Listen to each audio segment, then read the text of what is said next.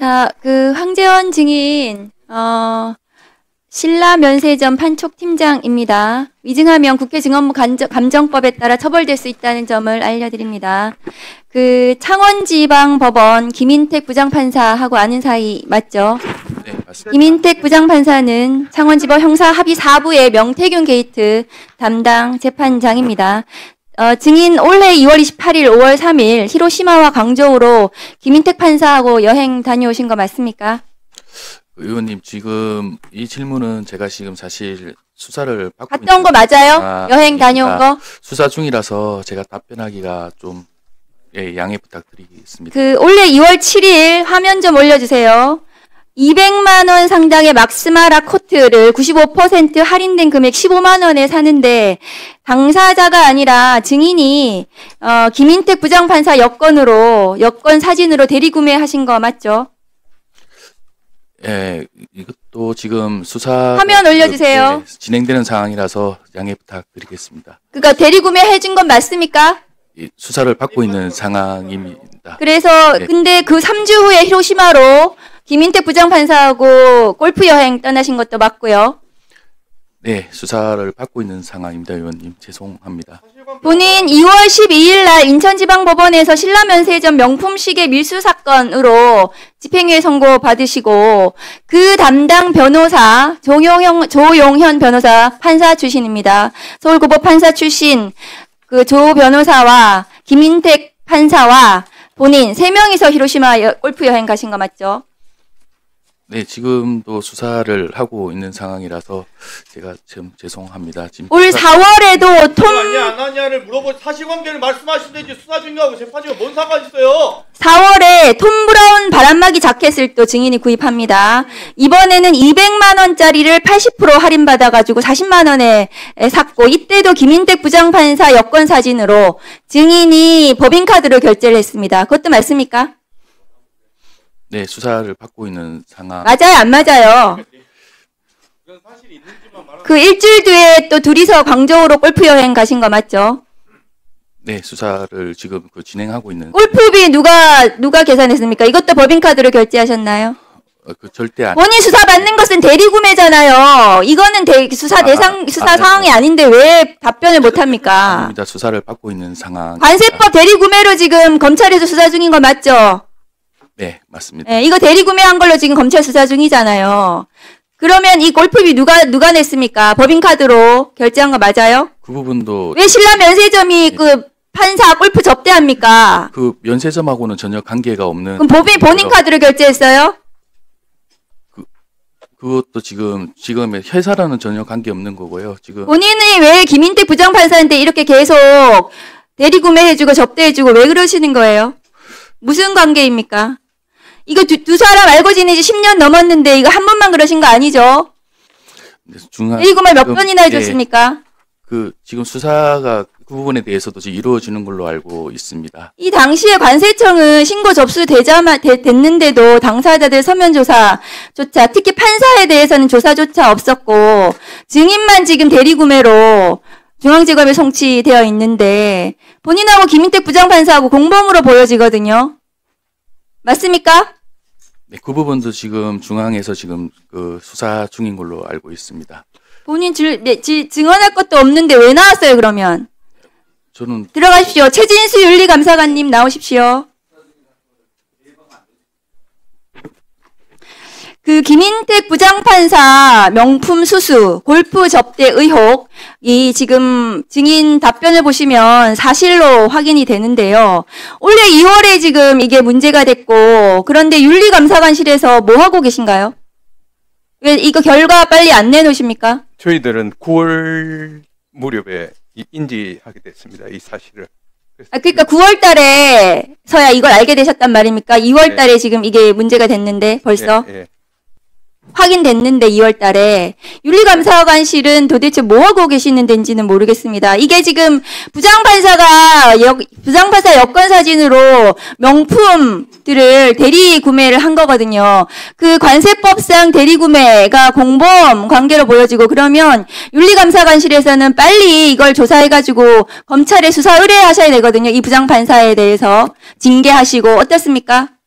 예, 저희들은 그 검찰 수사 중인 단계에서 그 인지를 지금 하게 된 것이라서 그 검찰 수사 결과에 따라서 저희들은 뭐 최대한 엄중하게 처리하도록 하겠습니다. 법원 윤리감사관실은 지기현 판사도 그렇고 김인택 판사도 그렇고 검찰 수사 결과를 그냥 계속 감나무 밑에 감떨어지기만 기다려 계시는 건가요? 국가공무원법 83조에 보면 수사 중인 사건에 대해서는 그 징계 절차를 정지할 수 있도록 하는 명문의 규정도 두고 있습니다. 명백하면은 징계할 수 있도록도 되어 있습니다. 예, 예. 대법원 윤리감사관실에서 똑바로 이렇게 안 하시니까 제19 감싸기 판사들의 이런 일탈행위가 진행되는 거 아닙니까? 똑바로 했으면 좋겠습니다. 이상입니다. 네, 수고하셨습니다. 다음은 김기표 의원님 질의해 주십시오. 네, 경기도 부천시의 김기표입니다. 이원범 대전고등법원장님, 예, 수고 많으십니다. JMS 사건이 지금 대전고등법원에 있어요. 네. 그 성폭행 사건인데 피해자가 2021년 9월에 마지막 성폭행 현장을 직접 녹음해서 수사관에 제출했고, 1심 재판에서는 정명석 스스로가 본인의 목소리가 맞다고 인정을 했던 사건입니다. 그게 실제 1심 재판의 핵심 증거로 채택이 됐고요. 이 내용 혹시 파악하고 오셨나요? 사법행정의 범위 내에서 파악하고 오셨나요? 네네. 일부 파악했습니다. 좋습니다.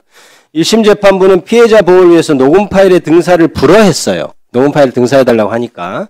그래서 법정 열람은 또 해야 되니까 법정 열람만 최소한도로 했고, 그래서 2차 피해 방지에 최선을 다한 모습을 보였다고 저는 생각합니다. 그런데 항소심 형사 3부였네요. 고등법원에서 정명석의 변호인이 동일한 등사과를 재요청하니까 그때 재판장이 등사를 허용한다고 해서 피해자나 증인 등의 사건 관계인이 생명 등 신체 현재의 상황 우려가 있다고 보기 어렵다 하면서 등사를 허가를 했습니다. 그래서 바로 검찰도 검찰도 아니 이거 2차 피해 발생 가능성이 있습니다.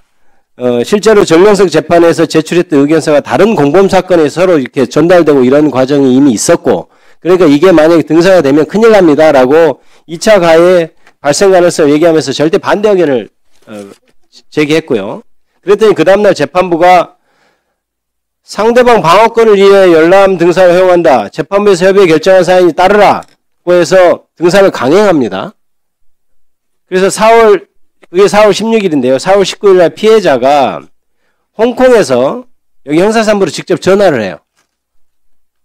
내가 고소 취소할 테니까 차라리 등사를 좀 허가해 주지 말라.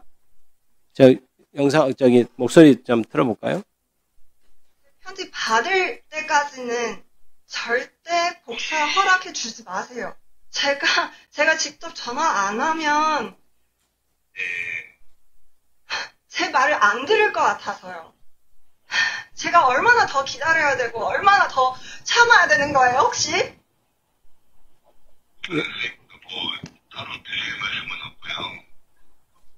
만약에 정말 그렇게 허락하면 제가 고소 취소할게요.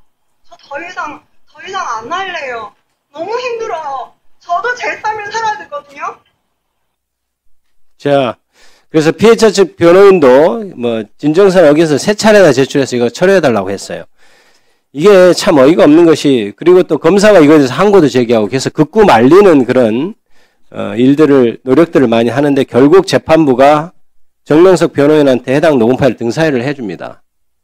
그래서 또 사설 감정기관 3곳에도 녹음 파일 감정을 허가를 해줬어요. 이게 이미 1심 과정에서 국가수 대검의 감정 결과 편집 조작 흔적이 없음으로 확인된 파일이었어요. 그런데 사감정을 허가를 해주고, 그런데 이후 어떻게 됐냐? 등사 직후에 정명석 변호인이 JMS 신도들 사무실을 다 불러가지고 녹음 파일 들려주면서 이게 제3자 유출이 시작됩니다. 이런 일이 벌어졌는데, 그래서 지금 피해자는 어떤 일이 벌어지고 있냐? 허위 고소자라는 낙인과 함께 심각한 지금 정신적 피해를 입고 있는 사안이에요. 보십시오. 우리 법원장님. 이게 지금 열람만으로는 부족한가요? 자, 재판에서 좋습니다. 피고인이 부인하고 억울해한다고 칩시다. 그러면 이게 꼭 등사를 해줘야 그 억울함이 풀리는 사안입니까? 답변해 보십시오. 제가 파악하기로는 그 녹음 파일 자체에 대해서 아마 항소하면서 항소 이유로 삼았던 것 같습니다. 그 녹음 파일의 증거 능력을 주된 항소 이유로 삼고 그 항소인 측에서 주장한 바가 있어서 아마 항소 이유에 대한 심리가 필요한 상황에서 녹음 파일의 그 원본 동일성, 무결성 등의 쟁점을 피고인의 방어권의 차원에서 아마 허가해 준 걸로. 그거는 제가 묻는 답변에 대한 답이 아닌 것 같습니다. 그것에 대해 논란이 될 수 있죠. 당연히 피고인 쪽에서 자기들이 억울하다고 하면 증거능력 다투고 별 짓을 다 할 겁니다. 그런데 그 의견을 들어주는 방식이 반드시 등사였어야 하느냐는 겁니다. 1심에서는 등사를 허용하지 않았습니다. 1심에서는 이것을 증거능력 인정해서 다 문제 없다고까지 한 사안이에요. 굳이 그럴 필요 있었을까요? 답변해 보시죠. 예, 그럼 적절성에 대해서 그 절차의 당부에 대해서 제가 구체적으로 답변을 드리는 거는 사법행정의 담당자로서는 좀 적절치 못한 측면이 있어서 양해를 구하고 말씀하신 바와 같은 그와 같은 녹음 파일의 복사로 인한 제2차 피해의 어떤 그런 부분에 대해서는 이번 사건을 계기로 그 가이드라인이나 그 밖의 사항에 대해서 실무 연구회 등을 통해서 다시 한번 살펴보는 게 좋겠다는 생각은 하고 있습니다. 네. 네, 수고하셨습니다. 지금 방금 대전고등법원장님 답변이시죠? 예. 그게 왜 연구가 필요합니까? 형사소송법 절차에 의하면은 이 경우에는 법원이 직접 감정 의뢰할 수 있지 않습니까? 만약 수사기관인 이 국가수의 감정만으로는 피고인이 동의를 하지 못하겠다 그러면 법원이 감정인을 정해가지고 직권으로 할 수 있는 거죠. 근데 무슨 연구가 필요합니까? 왜 이걸 성폭력 피해자가 그렇게 호소하고 있는데 그걸 그 녹음 파일을 그대로 이 피고인 쪽 범행을 저지른 쪽에다가 어떻게 등사를 허용합니까? 피해자가 다 노출이 되게끔. 2차 가해잖아요, 이게. 재판하면서 2차 가해를 해버린 거 아닙니까? 근데 이게 무슨 연구가 필요합니까?